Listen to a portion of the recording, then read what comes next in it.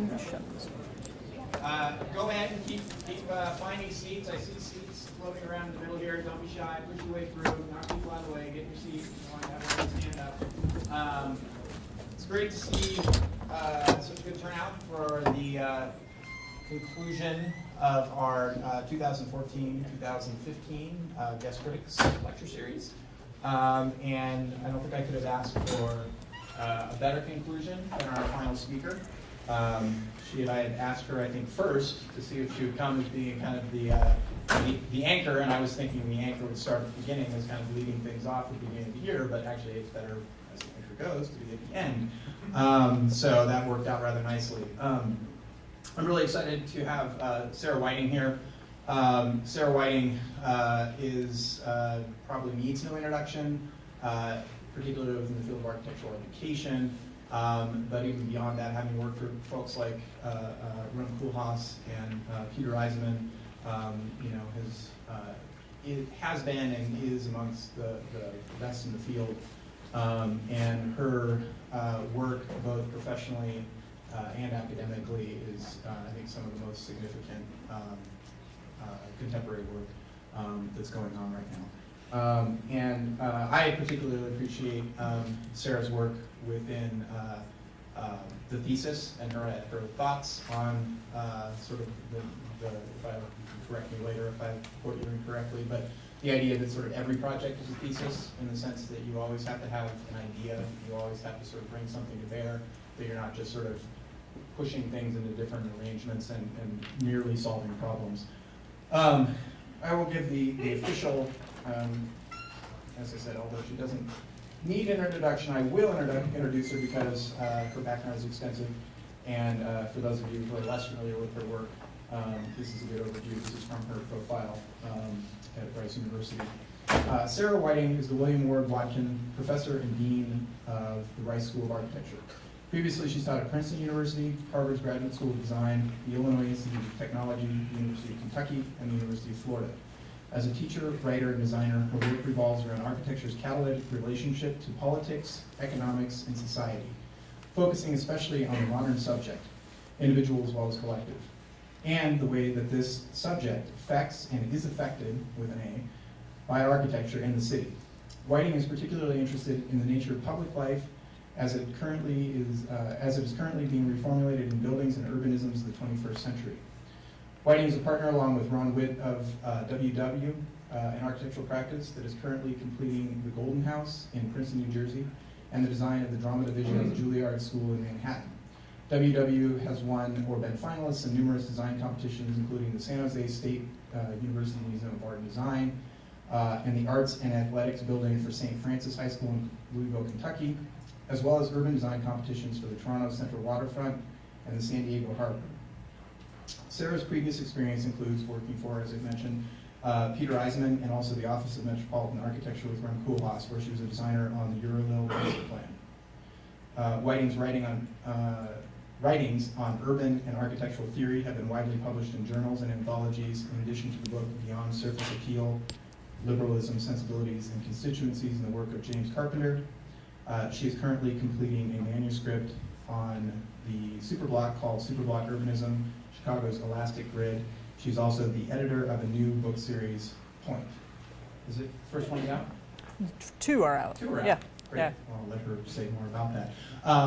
So again, it's with great enthusiasm that I welcome Sarah Whiting here. I hope you will all join me in this enthusiasm. Thank you. I'm just trying to figure out if I actually figured out. Is this on? No. Okay, you're Sorry. on the camera. This is for the audience. Excellent. I don't think I need to worry about that too much. I don't know if this mic is on. I don't know if I have to worry about it. It's on? Oh, good. Yeah, he says Excellent. Okay. Thank you. That was too generous, and so I am glad that you're getting credit for being here, because otherwise I worried that you would walk out. This is, I warn you, this is it's a talk if you've been trolling the web, you actually may have seen a version of this. This is something that I've been working on for publication, and because of my job, I don't have a lot of time to work on my own stuff, and so I kind of snatch it here and there, and partly at lectures like this. So this is a really great opportunity. And it's beautiful out. It's weather's like this all the time. It's pretty terrific. So it is. This talk may be a little longer than I want it to be. I warn you. It tries to put a lot in one talk, but let me tell you, it's actually kind of simple. And I'll lay it out so that you know what to listen for, and also if you walk out, you know what you've missed. The first issue is that I've been struck by a strange consensus that seemed to blanket not just architectural discourse, but general thinking about architecture, which is that the object is bad. So that's one point that I'm going to address. Now, this is a little bit different from the crisis of the object, which has been a refrain of modernity since the 18th century, or since the Enlightenment, actually. So rather than a crisis we seem to have on our hands right now more, let's say, a shunning of the object, or sort of a turning away from the object. So that's one topic. Another topic is a second strain of consensus, similarly within our discourse, but also part of a more general tendency, which is the shunning of theory. So my ears kind of perk up when I feel like two things are being dissed, essentially, is what I would boil it down to. And typically, I'm not a big crisis person. Anxiety, crises, apocalypse, we have plenty of those themes fueling the nightly news, and I don't think we need to look to the negative to fuel our architectural ambitions. But one should never ignore consensus. When there's a wave like that, I think you have to pay attention. And I'm curious whether these two strains, these two tendencies, are linked. So I'm going to posit a tweak, which I'm calling engaged autonomy, that I think might help deflect the destructive effects of both of these strains. Engaged autonomy, I would say, is a way of reading architecture. It's also a form of practice itself.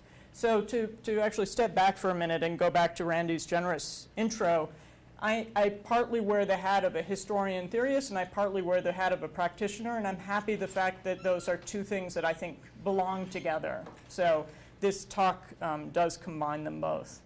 But first, let me do a little bit of marketing. This is the entire Rice School of Architecture. Our small size, so we all fit in one room. We take this photo the first day of school every fall. Our size, it permits the emphasis of conversation. And I was talking about this with the thesis students earlier, that I think that conversation is at the heart of being an architect, being able to engage in conversation, partly to have a conversation about our field, but also realize that most practice emerges through conversation. School is also, our school at least, is where this supposed split between theory and practice doesn't exist. I don't call architectural discourse theory. It's simply articulating what it is that we do and why, and positing what effect it has. So when you call it theory, that's a way of compartmentalizing it, whereas I would argue that no project can be a project if there's not thinking behind it. And that goes back to what Randy was saying in the beginning, that I think every project is a thesis. More Rice marketing. If you're interested in coming to Rice for graduate school, I left some materials with Randy. It's a pretty great place to come for grad school. It's a great place to come for undergrad, but you've already decided that. All right, so we're at a critical moment for architectural thinking, both for schools and for practice. It's either an exhilarating moment, any moment when you're at a sort of crossroads is an exhilarating choice, or it's a moment when architecture risks losing its relevance as a cultural enterprise and becomes purely a service industry. That's actually a pretty big moment of decision, right? So it's all for us to ensure that we choose the former, the path of remaining relevant. So about a year ago, the American magazine Architect ran an editorial by Ned Kramer, who is a Rice alumnus, I might add. You can see I wear my dean's hat a lot. And that editorial caught my attention. So after acknowledging that he had never been an ace student, perhaps I should not advertise the fact that he went to Rice, Kramer proclaimed that he's never been big on theory, and then went on to delight in the conclusion that he drew upon surveying the contemporary architectural scene. He said, social relevance, sustainability, and building performance have supplanted theory in the hearts, minds, and rhetoric of our leading practitioners and academics. I find Kramer's conclusion troubling, but while I don't share his glee, I can't really say that he's wrong. And I wonder, as we find ourselves in the moment of transition, why is it that seemingly across the board there indeed seems to be this direct refusal to theorize certain important trends that are happening in architecture right now? So in this short presentation, I'll look first more closely at this contemporary rhetoric and practice of responsibility, which I put Kramer's editorial into that category. And second, why it is that responsibility seems obliged to shed theory. So even before the economic crash, rhetoric of responsibility began to manifest itself through a critique of what was termed starchitecture, a term that I'm sure everyone in this room is familiar with. As you can see here in this poster for a panel discussion, which was sponsored in 2007 by the Lincoln Institute for Land Policy and the Forum for Urban Design, entitled "A Critical Situation: What to Make of Starchitecture and Who to Blame for It." By 2010, with the downturn fully dominating everyone's thinking, Newsweek magazine proclaimed the death of starchitecture with an article that contrasted the end of extravagance with a subtler new aesthetic, this is a quote, that shifts values from "can you top this" towards more efficient, functional buildings. One point that caught my eye in that Newsweek article was the particular aim that it took at the singular building. Quoting Ricky Burdett, who's the director of the Cities program at the London School of Economics, and someone who I think is quite bright, so I'm not trying to pick on Ricky Burdett. But quoting him, the article said that with the blurring of the boundaries among disciplines, you're recognizing that you don't solve the problem with an object building. Everything belongs to a context in the city. So this theme of targeting the object building again appeared when Michael Kimmelman took over the position of architecture critic at the New York Times. And I'll note that this is actually the job I've always coveted. So I'm a little jealous. You have to take this with a grain of salt. Kimmelman has deliberately avoided writing about singular buildings. He has, as he put it, repoliticized his beat, focusing on housing projects, urban planning, and the street. As he explained, quote, "I spent 20 years as an art critic writing about sculpture and art. I get it. To talk about a building as if it were a sculpture is a legitimate way of seeing it, but it's also an impoverishment of the various things that have gone into thinking about that building and to the life of the building and the people who use it." This is the architecture critic for the New York Times, talking as if architecture's aesthetics were identical to those of sculpture, and further, as if it were impossible to talk simultaneously about a building's aesthetics and its life, as if this were a natural divide that one had to take one camp or the other. So a final example is more fresh and hits especially close to home. Ron Whitty and I, in other words, WW, have a project in a small show actually that just came down at the Chicago Art Institute, which is called Chicago Isms. It was curated by Alexander Eisenschmidt. And our model, which is displayed in the section here, that's our model right there. Is this? I don't think that's, you'll see it. It's here. There. So our model is displayed in the section called Optimism Trumps Planning, which I think is a great title. That's not our title. It's for a single building that fills its entire block, but that through its geometry creates urban relationships both within the building and from the building to its surroundings. So we were given only 150 words to explain our project, and we used that short space to argue that the object can and should be a generator. So in his review of the exhibition, Chicago Tribune architecture critic Blair Kamen called out only 3 projects, including ours. Now that's nice, except he called it out with condemnation. Still, any press is good press, we say. So he wrote, "Other models like I Object by Ron Whitty and Sarah Whiting of Houston provoke with their arrogant defense of buildings as objects, bereft of concern for the urban environment or saving energy." So it's telling that Kamen felt entirely comfortable concluding that our attention to the object meant that we had an utter disregard for the environment. Remember, 150 words, no, we didn't talk about the environment. We didn't have enough space to talk about the environment. But that doesn't mean that we automatically disregard it. So these are only few among countless examples of contemporary jabs at architecture's objecthood. All associate singularity with sculpture and iconicity, in short, with starchitecture, and all equate objecthood with social, environmental, and civic irresponsibility. It's this amazing equation that's just out there. Responsibility, on the other hand, is equated with anything but the object. Responsibility is about relations, origins, use, life, and context. So this tight binary between objecthood and responsibility leaves practitioners and critics alike very little running room. A general consensus has slowly but decidedly emerged that a focus on the building, on its objecthood, and certainly on its form is simply irresponsible and therefore taboo. So Randy knows that I've used this example before. So this context-object opposition has led to the curious situation whereby architects and students try to design architecture without designing a building. Here, for example, you have the results of a studio from a school in Manhattan. To retain anonymity, let's just say it's a school at 116th Street. It's a proposal for an aquaponics system for producing food on a waterfront site in Queens. But as you can see from the boards reproduced here, the study of the production of omega-3 fatty acid-rich foods dominated the semester's work. As for the building, well, here you see the building design at the final review. So that's the building design at the final review. There's a lot more on the boards detailing the fish story than there is detailing any architectural ambition whatsoever. So we know that architecture is a generalist discipline, but if we don't teach students how to design architecture, who will? There are plenty of scientists in the world who know the details of aquaponic farming, or I assume there is.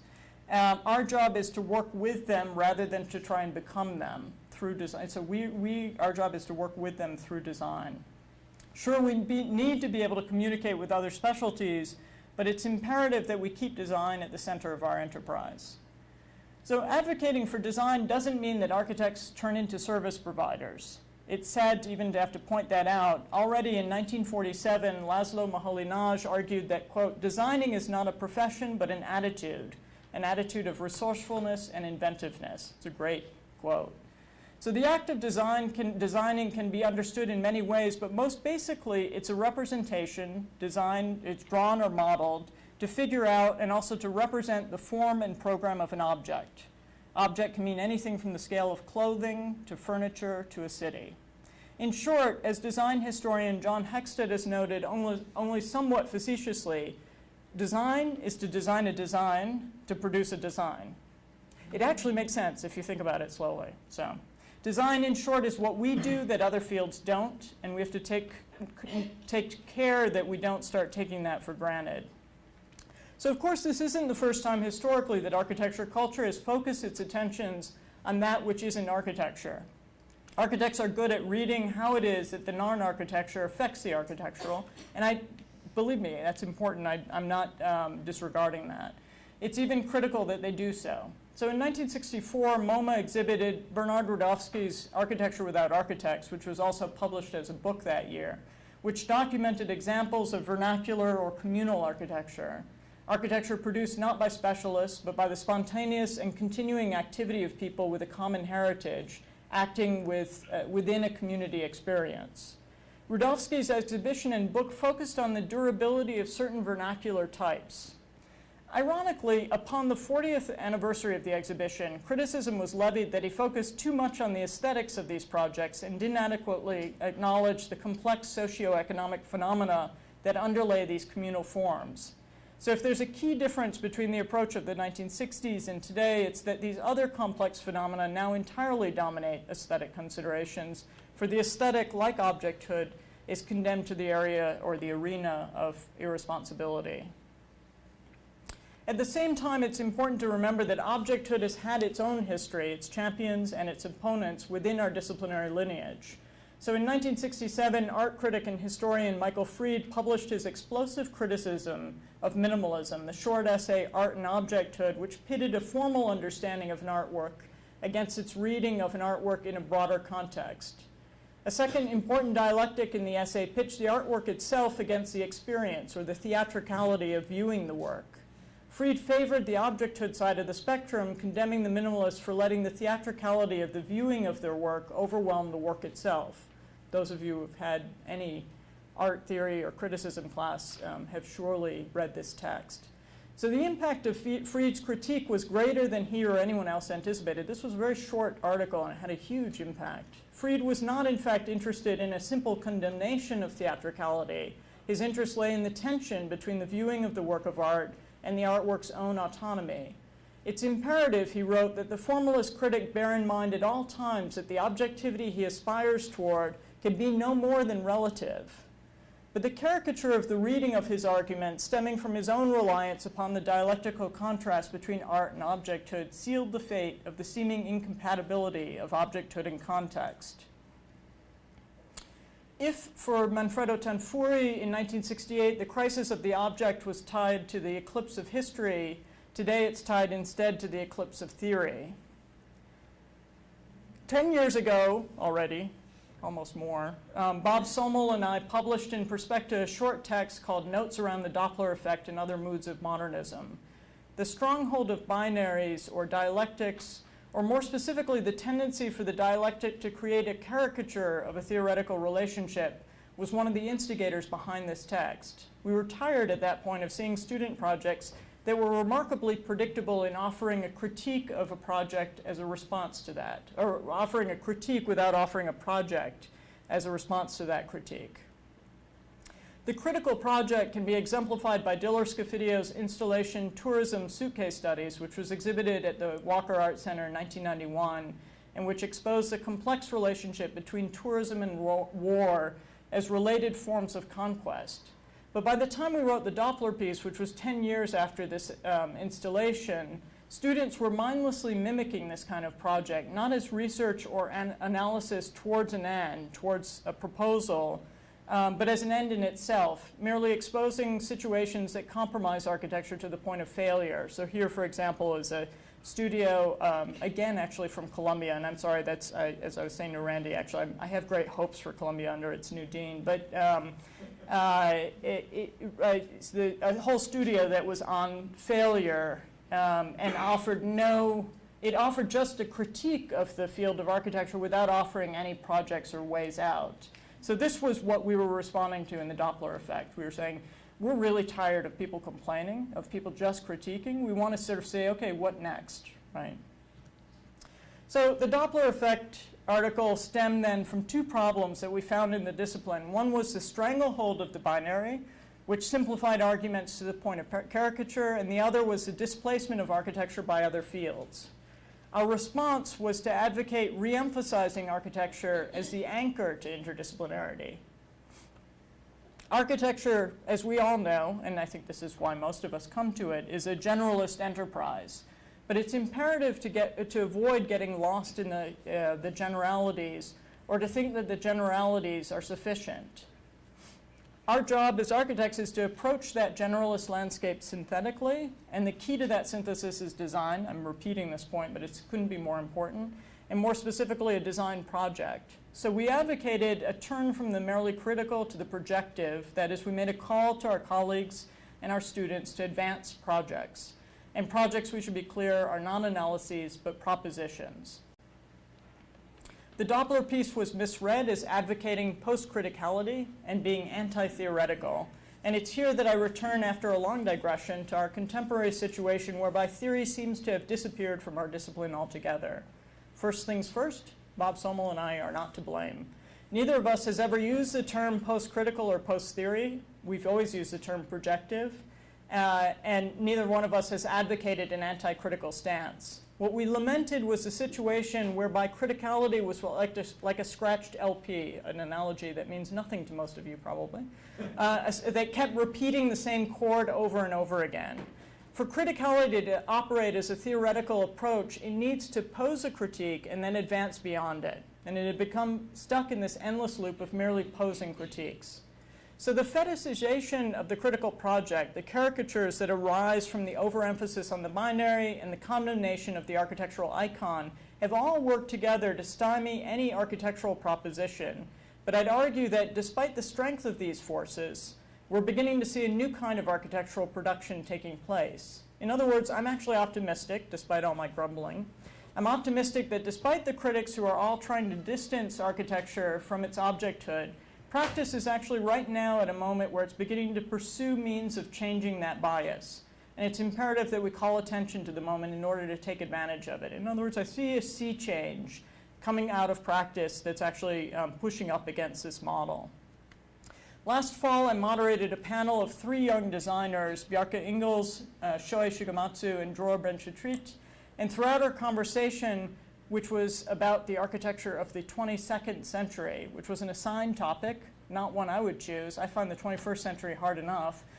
They all moved, all three of these young architects moved fluidly across what had previously been distinct areas of interest for architects: the ecological and economic responsibilities, local inflections despite global necessities, social responsibility, material innovations.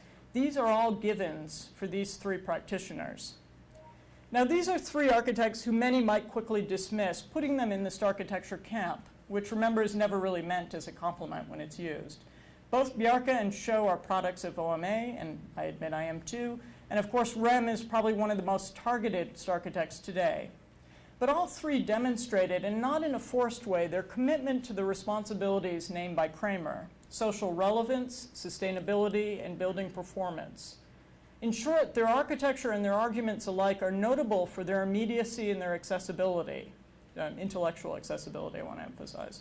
While all three architects are talented manipulators of form, each presented their work as if it were only about context, and if it were only solving a problem, as if it were sort of inevitable. They didn't present it in talking about the forms that they were doing.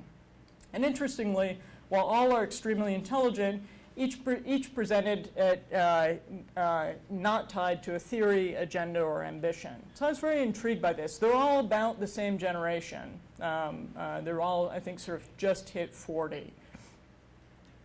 So is it really no longer possible to engage the public in architectural discourse? And is that the reason for our discipline to shy away from advancing a discourse?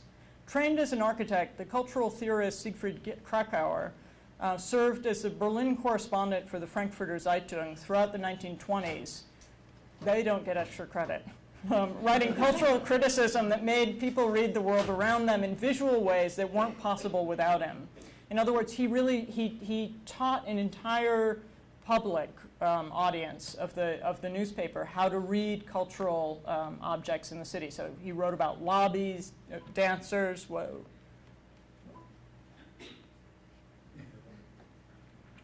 I may have, the projector doesn't get extra credit either.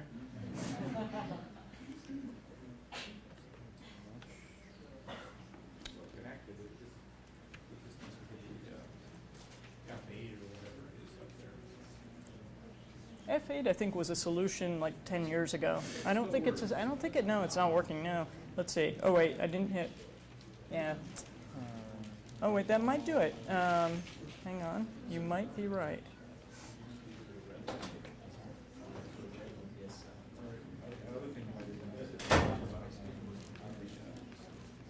I wasn't touching the remote, I don't think. Is our guy is gone? Oh.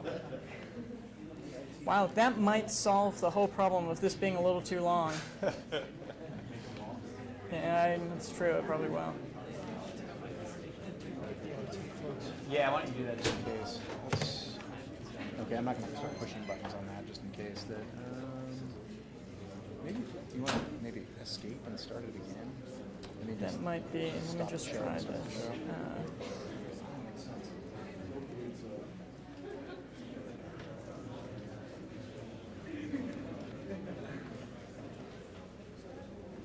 Yeah, I may have kicked something down there. That's true.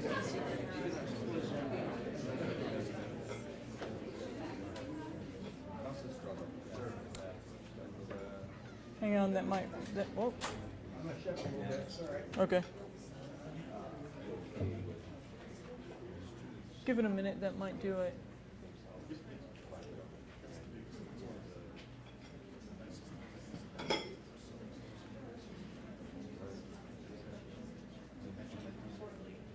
One no input while it applies what I was just trying to do.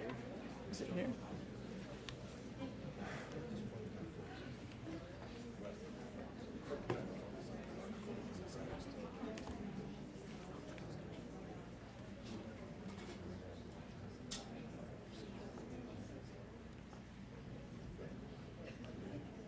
Are the IT people still around, do you think? Yeah, there might be, but not our guy. The other thing I wonder is if it's possible for anyone to get me some water. I can get some water for sure. That'd be great. Yeah, since I'm probably exhausted my usefulness here, I'll go get water right now. Okay, So at least we can- thanks. So, what do you guys think about architecture?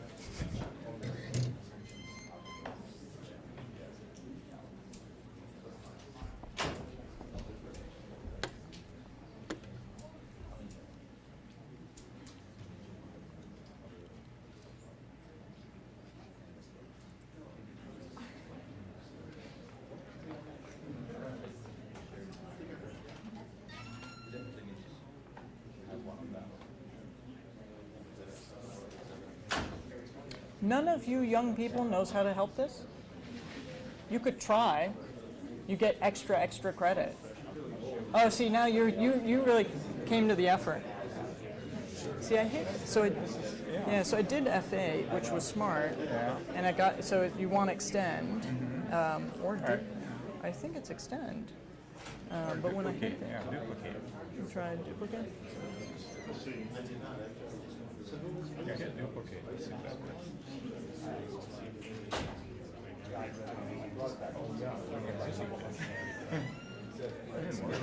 So we wondered what happened.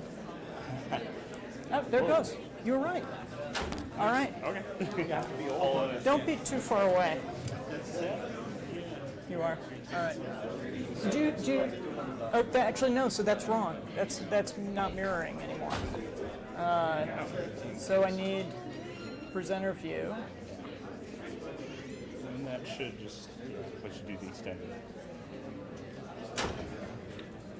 Oh, you actually have to go in and We did it before, so it's you have to show that it's multiple monitors. right. Extend. So that should do it right. You hit OK or apply. Yeah.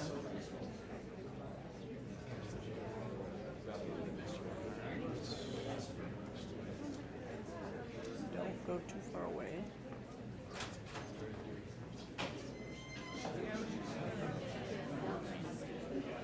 Thank you.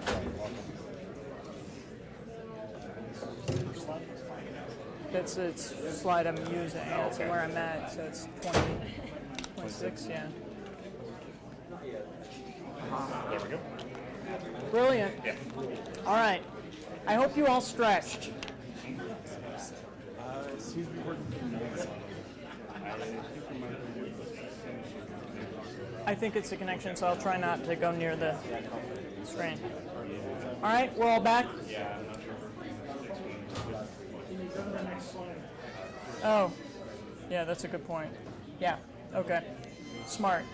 All right, so essentially I'm at the point of saying, okay, are we really at the point where we can't have an architectural discourse engaging a public that talks about things more than, say, problem solving or the kind of responsibility issues. So the fact that these three architects, who I think are very talented formally, shy away, they essentially camouflage their projects by talking about them through this rhetoric of responsibility. But is it, these are all examples that we all know that of architects who manage to cross that divide of speaking to a broader audience. And Krakauer is one example of an architect who published architectural criticism in the Zeitung. So this is sort of, I think, one issue for us to deal with. So architecture's effects, I think, I would argue, are necessarily tied to its objecthood. And I'm not saying that they aren't also inclusive of the social, the political, the economic. Those are the things that also interest me. But they are necessarily also tied to its objecthood, and our effect on the social, the political, and the economic actually come out of our definition of form, out of the definition of the object. Form is tied to program, is tied to organization, is tied to technology, is tied to economics, is tied to politics. In short, it's tied to culture writ large. But somehow, influenced by arguments like those of Kramer, Michael Kimmelman, or Blair Kamen, architectural discourse is turning its back on objecthood in this name of responsibility. So, and this was our 150 words for the project in Chicago. And yeah, okay, I can understand how it could be read as arrogant. It's a particular tone, but it's not anti-environment, it's not advocating irresponsibility. So the fact that Kamen drew that conclusion is really what I'm focused on. So engaging, let's say, the judgment, I would say, of architecture's success can't be reduced to metrics, but actually has to include the whole context of architecture's effect. Engaging autonomy, reestablishing a common respect for and discourse of the architectural object is not an irresponsible turn inward, but rather the only way for us to further our potential impact on what is beyond architecture. That is, that's how architecture can not only serve the world, but make it better, and that's our responsibility. So engaging autonomy is this term that I'm using for projects that are autonomous, that are at once highly specific and disciplinary, that is, they're architectural projections or objects. That is, they engage the autonomy of our own discipline, architecture, in ways that are specific to architecture, and yet these projects are at the same time engaging. That is, they're engaged with their context, they're engaged with the social, they're engaged with the political, economic, as well as the formal, the organizational, and the programmatic conditions of that context. So this is where I shift to talking about work. And first I'll deal with it at an urban scale, which is a constant theme in my own scholarly work as well as in our practices design work. So one constant theme in my work has been big urban things. How is it that cities absorb things that exceed the typical parcel of an urban block? So for example, when I was an undergraduate, I researched the parks of Paris and what they did to the context around them. So when you put in this is the Parc des Buttes-Chaumont, when you have that there, all of a sudden this area has a relationship to this area, has a huge impact on this city. As my master's project, I did the proposal for the Bibliothèque de France. This is not my proposal. You might recognize this as being the winning proposal for that competition, which is Dominique Perrault. And then part of my dissertation looked at IIT's campus and how it was that IIT managed to, oh, are you an IIT alum? Uh-oh. How it was that IIT managed to acquire 100 acres of land in the near south side of Chicago. The answer is that they got their trustees to buy parcels of land, which is entirely illegal. So a very abbreviated version of my superblock research. Mies came to Chicago, he came to IIT in 1937 to find a campus consisting of 2 brick buildings. The Armour Institute was 2 brick buildings which they don't show up on Mies's project, but they were here. And thanks to Mies's design, the vision of President Henry Heald and a very powerful board of trustees, IIT grew to a campus of 100 acres, mainly by having the trustees purchase their properties under their names so that the consolidated land grab wasn't visible. This is a time I'm a real geek when it comes to economic property. How do you actually accumulate parcels to do big projects? It's a huge problem for cities. So this is part of, and I make an argument in my work on this. So IIT was part of a larger project for the near south side. IIT and Michael Reese Hospital here joined together and helped found the Near South Side Planning Board. And here you have, this is the president of IIT, Henry Heald. You can always recognize him because he has dark circles under his eyes, which should have been a tell to me to stay away from university administration. I'm really tired right now. And so there's Mies. And this was the board, the Near South Side Planning Board, which planned the entire Near South Side area just south of the Loop in Chicago. So this is one of the first modern plans that was actually executed in the US. Part of the reason why it's not talked about much is it was only partially executed before all of the figures ended up leaving Chicago for other job opportunities, mostly on the East Coast. But you can see here it's a series of campuses that were inserted into the fabric of Chicago, and this is my interest in the superblock. So you have IIT, that's Michael Reese Hospital. Then you have a series of public housing projects, Dearborn Courts, Dearborn Homes, Prairie Courts. And then you have a very interesting private housing complex that was done by SOM. This is their first proposal for Lake Meadows. And so these are what I would call engaged autonomy. These are all of these campuses were independent projects in themselves. They're each identifiable as a campus with a campus design logic, but they're part of a network that creates an entire urbanism in that area. So as an urban topic, this was part of my argument about this plan of the Near South Side. So you can see that it was seen as an entire plan, even though it's a series of independent campuses and institutions. So I'm giving you, essentially I'm going to give you a series of quick examples where I talk about projects where I think this idea of engaged autonomy, where you can talk about projects in and of themselves and also as part of a context and affected by that context. I'm giving them to you in a very abbreviated form. I'm not going to talk through all these projects extensively.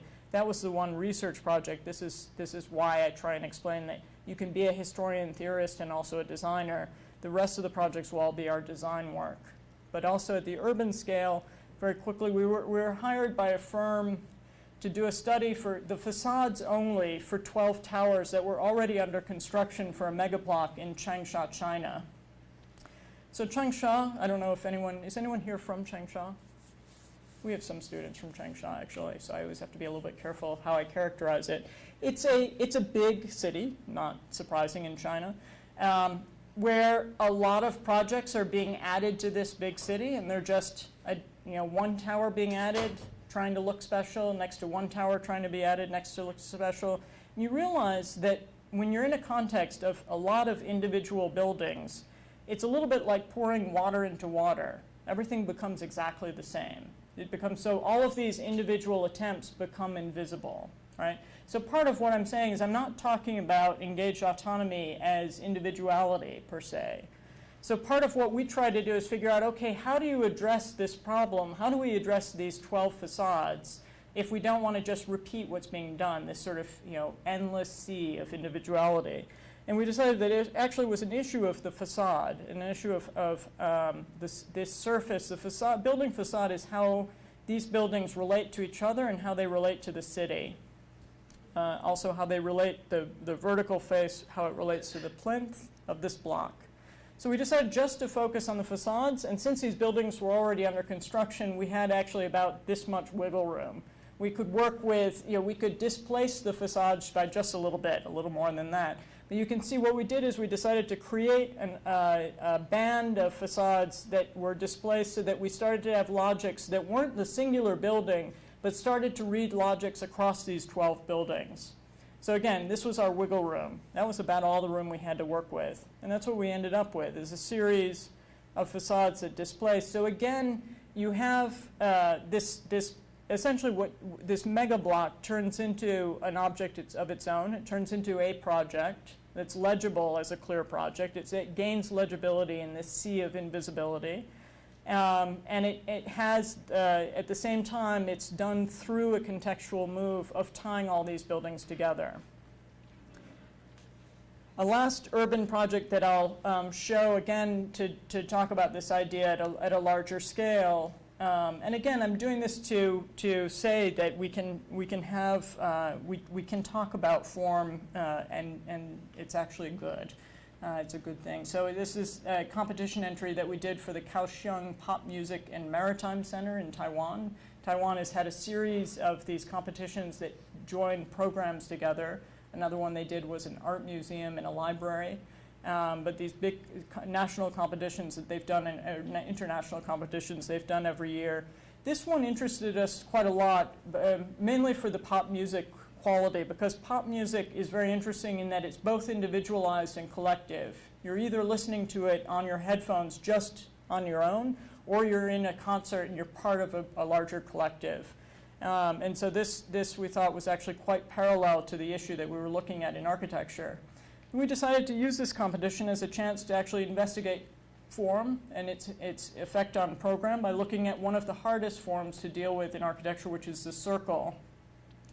So the circle, you can make contextual, but you have to do through specific means. So the site for this project was the bay in Kaohsiung. So it's an entirely landfill site. So you create your own urbanism.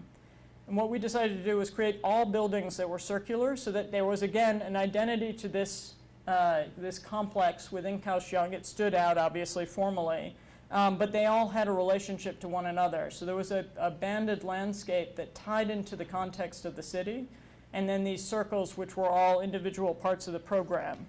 We had a great time figuring out how to make all these buildings as circles. We spent a lot of time. We're very interested in the plan as a means of organizing program.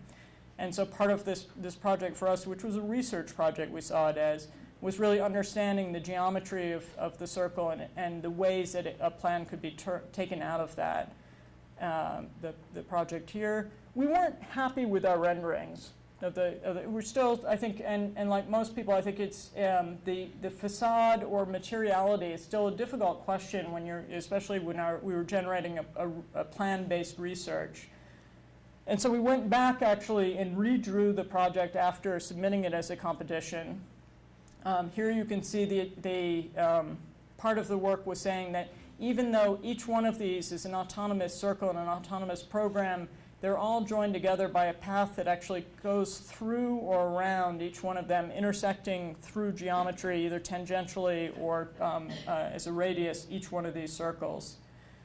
But we redrew the drawings to try and actually play with this idea of engaged context more clearly. So with the yellow renderings, yellow is sort of our theme color, we realized that we were popping out the circles too much, and we realized that actually through representation we could go more at this idea of how you make an entirely different geometry, so an entirely legible urbanism through these circles, but also tie it into the logic of the city. So these are all the bands that connect into the streets and the grid of Kaohsiung that surrounds it. Here you see a close-up view of that. So it's partly a representational trick, you could say, but it's also understanding that representation is part of our means for advancing our project, advancing architecture, and actually advancing an argument for how you can have a subtlety and still the let's say, loudness of the circular geometry. I still have a little time, so okay, I'm going to finish by then shifting to the building scale. So 2 buildings, 4 halls. So the first project here is a house project that we're doing in Houston right now. Houston, like many cities, this is not Houston. I should have it change this slide probably. So Houston, but like many cities, is densifying its interior. After generations of sprawl, it's essentially now, let's say, redensifying the central city, the inner ring. And when you have that, you actually have an interesting pressure on context, which comes from the crowding of a building. So in Houston, famously a city with no zoning, you can have a gas station next to your house. There is actually sort of form of zoning that happens at the developer scale, so in terms of just developer plots and rules of development. But for the most part, Houston is famously, let's say, rogue when it comes to what can be built next to what. So we decided to look at the courtyard as a way of creating a context within the house. In other words, creating its own exterior within the project. And the courtyard has quite a history, obviously, and we went to that. But we were interested, we're still sort of on our circle fetish. So we were interested in the circular courtyard as transforming the typology of the courtyard house. And part of that is how can you use the courtyard as an exterior space that can actually make the house more expansive, a fairly tight footprint. And so we added more versions of courtyards around here. So these little sort of eddies around the house that offer additional exterior spaces that act like courtyards in the same way. So here's the ground floor plan. You come in through this spoon figure, essentially, come in and enter living room, dining room, kitchen, all essentially one open space. I always find it fascinating when you see cars in plans and you realize just how damn big they are. I mean, look at that. They're as big as a living room. A porch that can open up and sort of serve, so it can be a screen porch or glassed off, and these can be open doors so that this can be all open space. So essentially, the project is a block with a hole in it, but the hole is scooped out in 2 different directions on the 2 different floors. And that creates a series of so it's under construction. I don't have final shots, it's still being built. But it creates a series through the views. You get a series of the room. It's essentially looking at the same project of engaged autonomy at the scale of the room. So each room has its autonomy, its legibility as a program piece, but is also joined to the other pieces through these views that are built out through the house. So this is the entry being built up. So the front door is there on your left, but you can see these different views that happen through. This is second floor looking down through the courtyard, and that's where we just were coming in.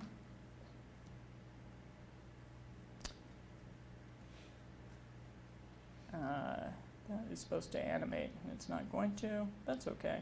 So part of this is the idea of creating more space through this production of views constantly through the building. So there's a sort of oscillation. Instead of the courtyard house typically had a fairly defined axis that opened up the interior through usually a cross-axis. And here we were saying there's more of an oscillating axis that creates a series of sort of vibrating axes through the house. And here you can see the view through, that you're constantly looking through spaces, or here in the rendering. So this is on the second floor, looking down into the courtyard across the back of this is above that screen porch, or the built version of that. So you can see this emphasis on constantly looking through these views. So here, essentially, the project ends up being about using 3 different window types, 3 different window sizes, to create this series of other spaces within the house through these cross views. So it's just 3 different sizes, deliberately placed from the program on the inside, not from the composition on the outside. And ending up with a volume that the only fixed pieces are furniture or walls, but ends up operating really more like a volume of space. The back view. So we did it out of brick, and part of it was how do you create a circular brick facade, and you get curved glass. So this is the circular courtyard was where we put most of our attention. You can see that. So the second project I want to show is very similar. So we're clearly sort of trying to get at this problem of how you offer an autonomy within a project that has to create its own context within the confines of the project. So this is the project that was exhibited at Chicago. So we'll give a project history very briefly, 18 months and 30 seconds. So we were given, this is also in Changsha, it's just outside Changsha, we were given a very beautiful site and no program by an interesting client. We did 6 months of design, and we were given then a program, which was essentially a small guest house. Everyone was happy. The site moved. It was still beautiful. It was a really beautiful site. So we were doing a project that was looking outward, taking advantage of the site as context. Happiness reigned. The site moved again. The new site was really, really beautiful. Great program, great site. Ecstasy. Site moved once more.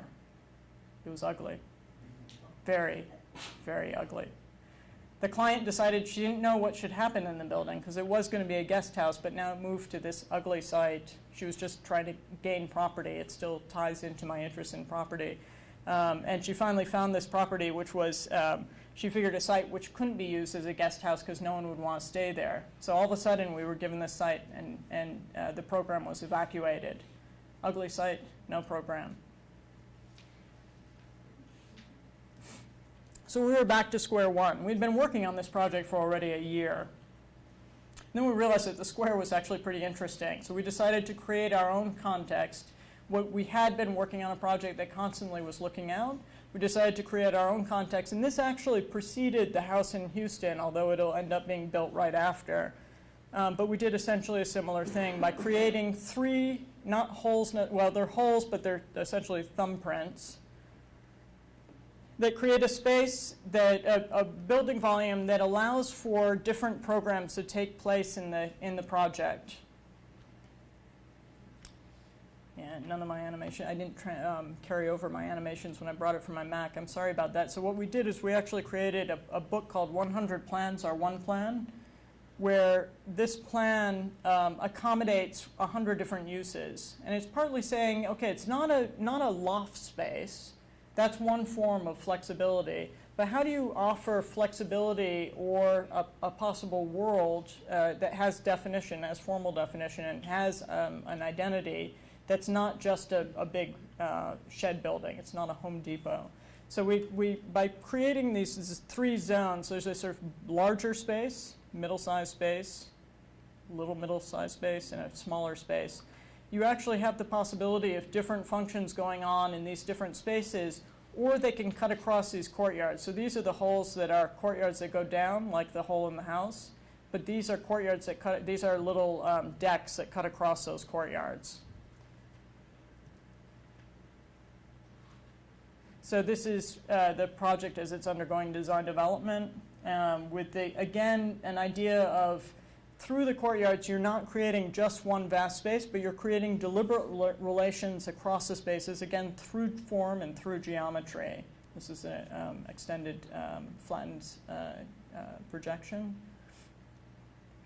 And you can see the result of some of these views that you suddenly get additional spaces through the extension of view, sightlines. And the facade is a glass scrim that essentially allows then these pockets of space suddenly appear in it, where the building is you're suddenly sort of sucked into the building through these three courtyards. So essentially those are the volumes of space that we worked around. And it was largely a question of identifying the geometry of the holes and those spoons or those fingers that extend. So that geometry ends up being the main design problem. The building is just a cube, right? And then these are the design specificities that come through. So again, this is 3 of the 100 plans, so a sense of how the building could be occupied through these different ways that can allow, since we don't have a program, allowing this to take place. And the client has accepted this. She loves it. It's under construction, so we are very happy. And that is the end of this talk.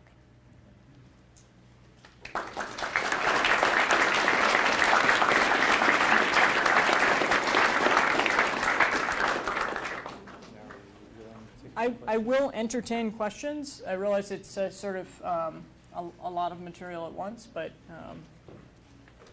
that means there should be a lot you can ask about. Yes, so open to the floor. I have a question. You talked about the 3 architects that you interviewed. What did you get a sense of their projects were, even though they were trying to achieve them? That's a good question. So Show, Bjarke, and Dror. I think their projects actually are trying to bridge that divide. I think their projects are more formal than they admit, and I think that's a clever way of getting work. And so I acknowledge why they're doing what they're doing. But I think that if you look at, I think Bjarke undersells his work through the cartoonish aspect of a lot of. I think actually the work is often quite ugly. But I think that it's inventive in the way that he's creating programs that offer new typologies. So, for example, the building in Manhattan that's going up, the sort of little mountain that's going up in Manhattan. And I wish, from my point of view, that he would take that on as part of what he's arguing. So instead of saying that it's sort of a cartoony, is in this funny form, and yet it's responsible, which is how he sort of argues it, if you would take the more serious side of the formal propositions that he's putting on the table. And probably, the Show Sugamatsu is part of OMA, so it's a larger machine of the OMA project is the intersection of form and program. REM's project has always been the definition of infrastructures that offer liberties. So whether it's a Manhattan grid that offers the liberty of different ways you can occupy the grid, whether it's a section that defines different ways you can occupy the section, that's always been the project. It's not a one-liner, it's actually a very productive argument of how constraints and definition can offer more freedom than you realize, more freedom than chaos. Dror, I can't speak to as much his work because I know it less than the other two, and it was just a short session. He does more product design also, so. Yep. I have a question here.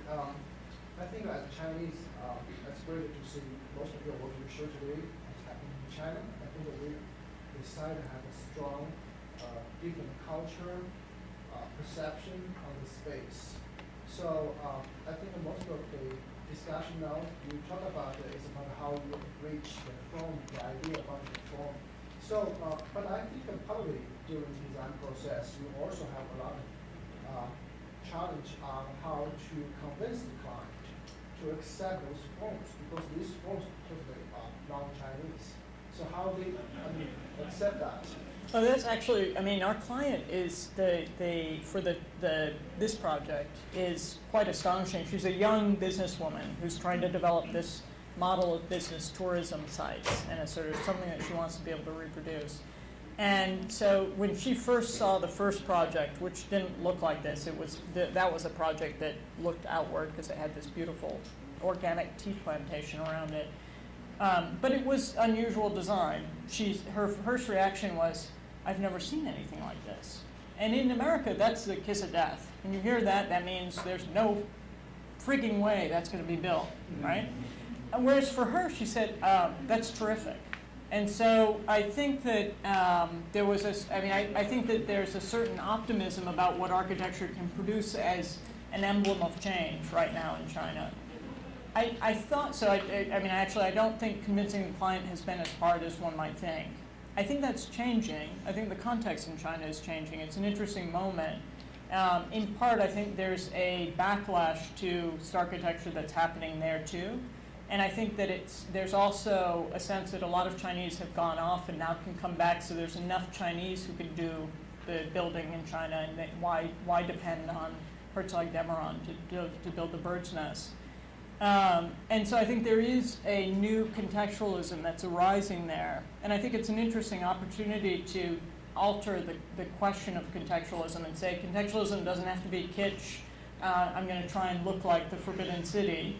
Contextualism can be looking at the different geometries in China. So and the different programmatic organizations.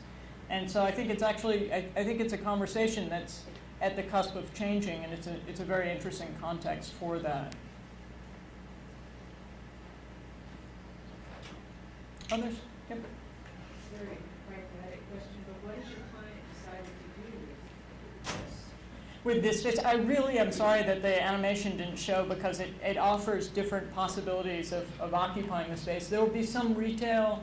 There will probably be weddings and banquets and meetings. I think a lot of business meetings, which require a lot of space and food. So those are different configurations that were showed. It is, I think it's very interesting, this question of the line between generic space and specific space. And so this tries to dance that line, but the spaces are quite easy to use in that sense. Yep. This kind of goes back to the very beginning of your presentation, but could you just give us your definition of architectural theory and how it differs from, sustainability and relating to context and all of these things that I think some of us would consider to be aspects of the theory that we're learning here? I think that's a good question. I also appreciate your going back to the beginning of the talk, because it shows that you still remember the beginning of the talk. So that's always heartening. So as I said, one of the things I prefer is to use the term architectural discourse or even architectural conversation. What is the language of architecture, as opposed to using this term theory? Because I think that tends to create, let's say, a sense that there should be a heavier mantle around it. I think sustainability is not a theory about architecture to me, or even a discourse of architecture. Sustainability is an obligation. Structure, a building should stand up, and a building should be sustainable. And I think so I'm not, I will say I'm not advocating irresponsibility, right? I think that's a kind of duh, right?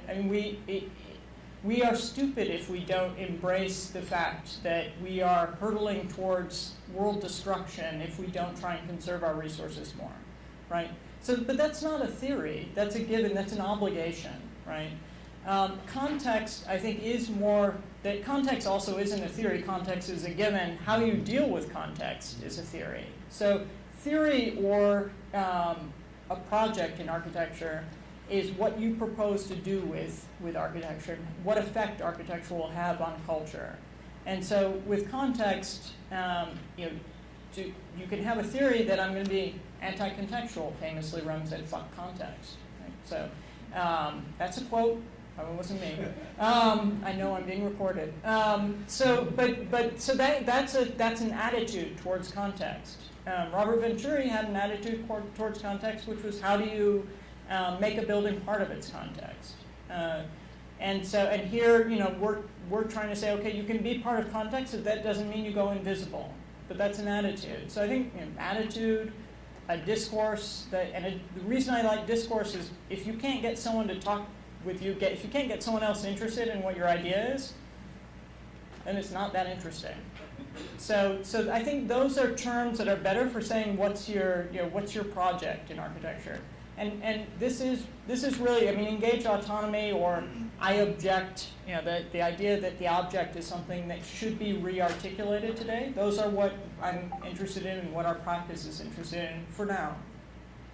We've been interested in the non-representational figure as another sort of direction in our office. We're very interested in issues of legibility and issues of engaging the public.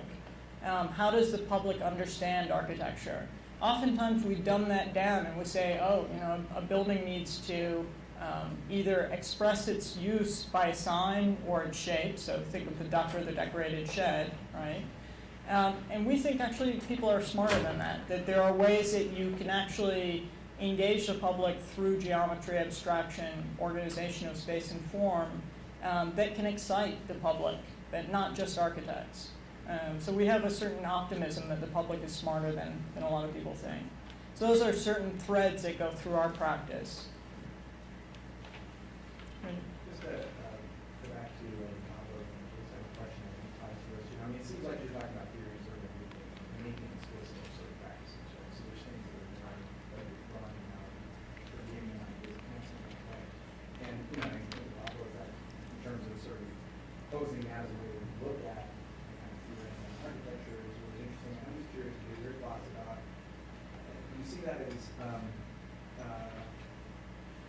questioning the architectural public is reading that as being postscript, as being against a critical position or a radical position? Because it seems like it's almost like, is it willful misreading? Is it bad reading? Is it hearsay, like somebody heard about the article? Why were we so misunderstood? Yeah. I'm sort of flummoxed by it. I think it was at a moment when, Assemblage magazine was dying, and there was no clear replacement for it. And I think, you look at magazines, look at Oppositions, look at Assemblage, look at Log, look at Any. They offer different approaches or attitudes or theories of architecture. And Assemblage represented, and I was one of the editors of Assemblage, so I'm part of that world, right? But Assemblage was the project of saying architecture needed to open up to identity politics, to other forms of social responsibility, and it completely transformed the terrain of architecture. It's great, it opened it up. And I think that group felt threatened, so we're, Bob and I are a generation younger than the main editors of Assemblage. And I think they felt like that we were going to dismantle all the hard work they had done to open up the field. And so there was partly a sort of anxiety of turf in that sense. And I think you can, if you read it quickly, you can misread it. We are trying to say that the figures that we look to, people like Isms actually does a critique and projects his own solution to it. So, and we're still friends. It took a little while for Peter thought why we were attacking him. So, but I think it's an interesting question why it was so misread. So. Anyone else? Yeah. So I was thinking when you were talking about the ways that you're going to sell a project or the way you present the work. I was thinking about the Seattle Public Library and the way that that was sold. And it seems to me that Koolhaas was presenting it, again, as a series of almost inevitable moves that came out as this very formal structure. And I'm wondering about why, and whether you thought that was self-imposed by the architecture world as a way to sell things. Is it market-driven?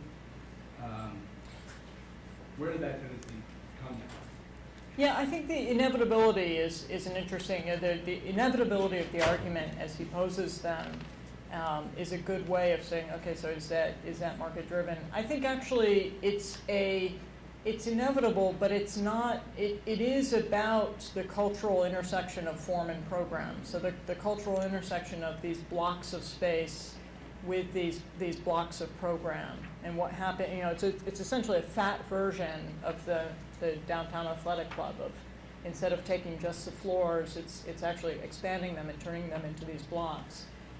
So I think that it's a more, I think it can be understood as the inevitable argument and this sort of here, step one, step two, this is how, and then we end up with this.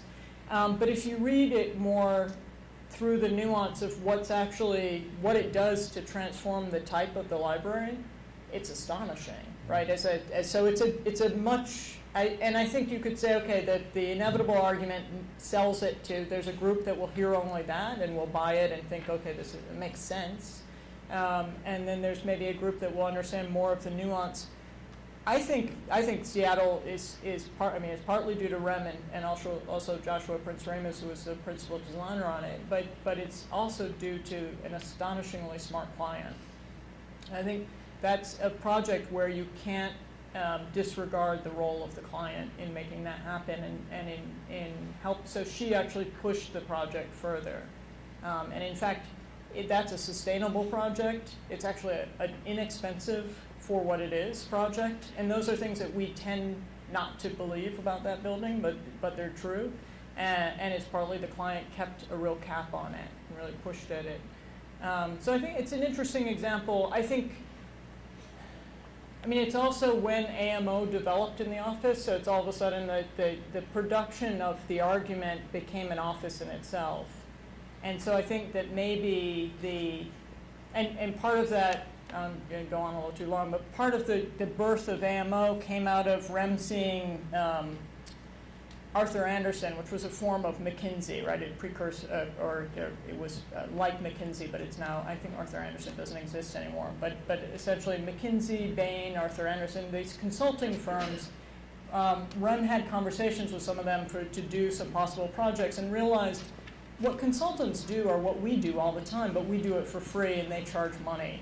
And so he realized he could actually spin an office that was a sort of consulting office. And so I think that the extended and maybe the more branded version or the more accessible version of the argument that comes out of that maybe is actually a commercial model in a way. So it's and Seattle's an interesting example. Sorry for the long response. Maybe one last question. Pressure's on. It's okay, you can mull it over. All I want, really, is for you to realize that there's a whole discourse going on in the press and sort of among the public that if we kowtow to and say, oh yeah, we should make ourselves invisible because architecture makes us look bad, then we're actually not taking advantage of the fact that we also do work with form and with surface, with materials, with things that actually have material substance, right? And so if you don't learn how to make those look beautiful, in addition to having a powerful cultural effect, you're selling the whole path short. So that whole first slide of you can take this route or that route, come with me.